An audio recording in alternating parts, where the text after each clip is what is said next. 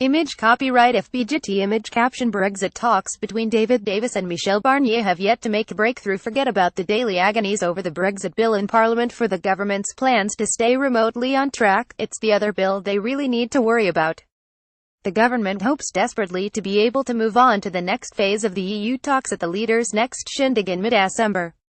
But all the signals are that the UK is going to have to promise to cough up more cash in order for them to agree. As we've discussed many times on here, there are good reasons why the UK doesn't want to promise any more money yet. The British side has always wanted to keep the option of writing a big check at the last minute on the table. And ministers certainly don't want to pay a penny more of taxpayers' money than we need to in order to get a decent deal with the rest of the continent. Not least because voters were told that we'd get money back, which of course could happen in the medium to longer term, and plenty of prominent Tories, including the Foreign Secretary, have said on the record that our payments should be limited if we should have to pay anything at all. The Prime Minister herself used to say that the days of paying in large amounts were over. But she has already implicitly promised around £18 billion to be paid. Eyes on the prize, but there is an expectation across Whitehall that the government is simply going to have to go a lot further than that. European politicians in their droves have said as much. And in private plenty of ministers are quite open about that too. In recent weeks there has certainly been a softening in the attitude towards paying up in the Tory party.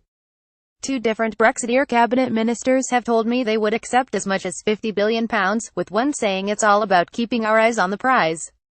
And in the Treasury, the view is certainly that it would be worth it to minimize disruption.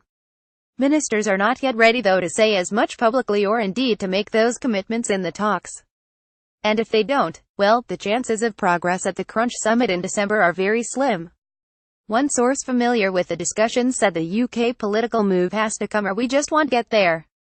But are they ready to do so? It's in Berlin, which the UK government believes is being the most hardline about the bill, where David Davis, the Brexit secretary, will speak tonight. Together with France, sources suggest they are taking a very firm stance on how much Britain ought to pay, and crucially when we have to make that commitment. An ally of Angela Merkel's, Manfred Weber, met the Prime Minister yesterday and suggested that progress could be in sight. But there is a long way to go before any kinds of numbers could actually be agreed. Public united technical talks that have been trying to reach a common understanding of how the bill should be calculated have got stuck. And while in Westminster the attitude to paying up is softened, in contrast, across the Channel, and particularly in Germany, I'm told the attitude has hardened significantly. As we've reported before, there are plenty of guesses about the eventual total being somewhere between £40 and £60 billion. But it's impossible to say how much yet, because there is no specification on how the actual amount will be agreed.